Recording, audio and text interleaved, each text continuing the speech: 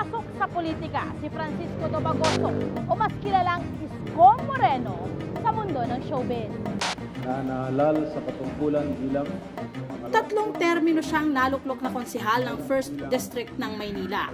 The biggest congressional district in Tondo area, poorest and biggest. 9 years, he made himself very popular as a councilor. And when you look at the past 3 elections that we've had sa vice mayor, palagi landslide. Ang tubong Tondo na si Moreno nasa 2nd termino na bilang vice-alkalde ng lungsod. A popular person might simply be perceived as being pro-poor, malalapitan, which is actually negative political behavior, patronage, politics, populist, walang substance, pero sa butante natin, it's positive. Kasi naaasahan siya, makamasa siya. So dun mini-measure ng butante, especially if the bulk of the voters of a city like Manila comes from the poorest of the poor. Lalo yung bailiwick niya, which is Tondo. Una ho ay maraming salamat sa bawat isa sa inyo na naging parte ng buhay namin ni President Erap. Pero bago matapos ang 2nd termino ni Moreno bilang bise, nasangkot siya sa isyu ng katiwalian. Ito'y kaugnay ng di umano'y mahigit 200 ghost employees ng kanyang opisina. Ang reklamo ay nagmula mismo sa opisina ni dating Mayor Alfredo Lim. Every 15 and 30th, yung paymaster na assign sa City Council, kumukuha ng cash advance. To the tune of 5 million or 7 million every payday. Pagdating doon sa office, sasabihin sa kanya, iwanan mo na yung pera, iwanan mo na yung payroll, bumalik ka na doon sa opisina mo, kami na magpapapirma. Anong ibig sabihin noon ngayon? Na may tao na nagtatrabaho pa sa City Hall pero hindi kumukuha ng sweldo o talagang walang tao yun? Talagang walang tao dahil sa investigasyon namin, yung iba doon at siguro patay na 4 years or 5 years ago, yung iba naman nagtatrabaho sa Middle East, mga OFW.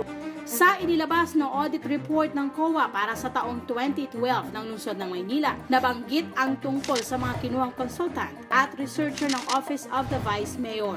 Napuna sa report kung bakit hindi raw direktang ibinigay sa mga pangalang nasa payroll ang kanilang sweldo. Magkaiba rin daw ang pirma sa mga dokumento gaya ng personal data sheet at mismong payroll.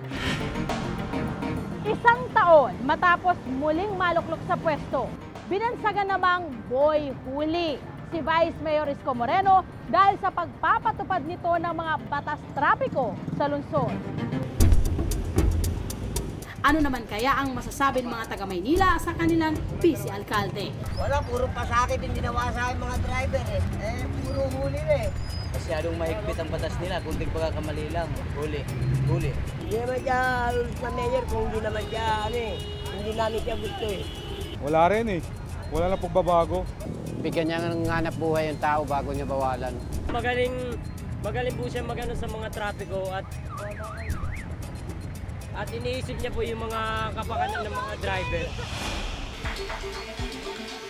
Kasama sa mga proyekto ng Administrasyong Estrada at Moreno ang pagkakaroon ng command center para sa kanilang Emergency Response Assistance Program. Ang purpose niya is to monitor una yung traffic and then yung quick response kahit sa anong emergencies, saka yung preparedness na rin if ever kung ano man yung mga calamities na darating. Magkakaroon kami nung hotline.